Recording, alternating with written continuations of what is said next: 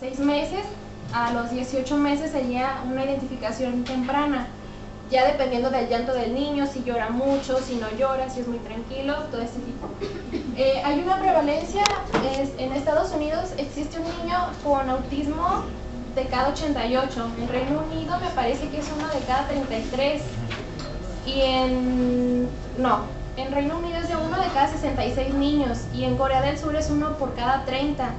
Aquí en México se hizo apenas un estudio en el 2010, en la ciudad de León fue la elegida, y ahí existe un niño autista por cada 300.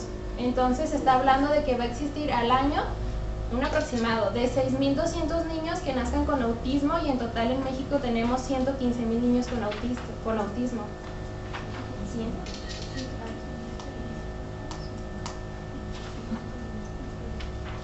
Bueno, ahora del Asperger,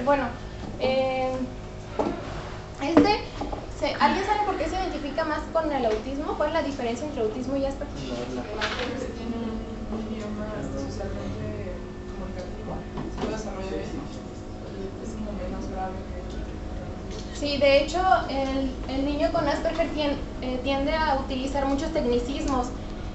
Otra característica también que diferencia con el niño autista es que el Asperger sí intenta comunicarse. En algunos casos, no siempre se intenta comunicarse con las demás personas. Sin embargo, falla a la hora de comunicarse porque no tiene esa habilidad para entablar una comunicación con la otra persona. Y muchas veces, como tiene ese deterioro en la falta de comunicación, las personas lo que hacen es rechazarlo, porque llega a ser hasta, no recuerdo cuál era la palabra que se utilizaba, pero llegaba a caer como hasta mal, muy pesado. Era muy pesado por el vocabulario que utilizaba. Sin embargo, se intentaba socializar con las personas, es también otra diferencia. La siguiente.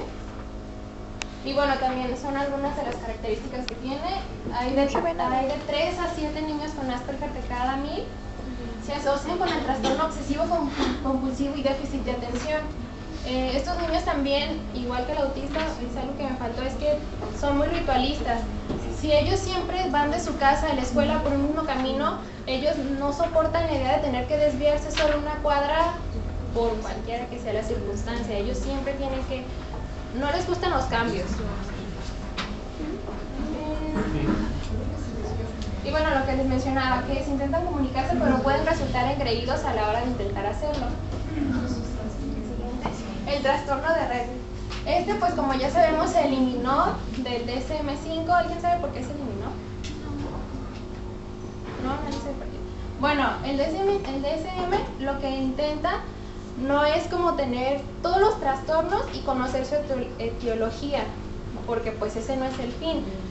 Se quitó porque ya se desconoce, de hecho desde hace varios años, cuál es el origen biológico que provoca esta enfermedad. Entonces por eso se quitó. Como ya se conoce el origen, pues al DSM-5 ya no lo va a incluir, porque pues no es como un manual que detecte todas las enfermedades y no.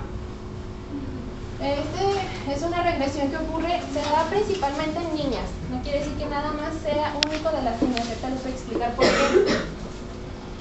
Se da entre los 5 y los 48 meses de edad. El crecimiento craneal se desacelera. Van a ir viendo que la cabeza de las pequeñas se va haciendo más chiquita en proporción al cuerpo. Pueden crecer normalmente de los 3 a los 5 años y ocurre un desaceleramiento en el crecimiento de ellas. Entre los 5 y los 30 meses de edad produce una pérdida de las habilidades manuales que ya habían adquirido previamente. Ustedes van a ver que la niña se desarrolla bien, y a los 3 años ustedes la ven que va a empezar otra vez a gatear. Si ya producía palabras como mamá, papá, pues ya no las va a producir, solamente va a balbucear.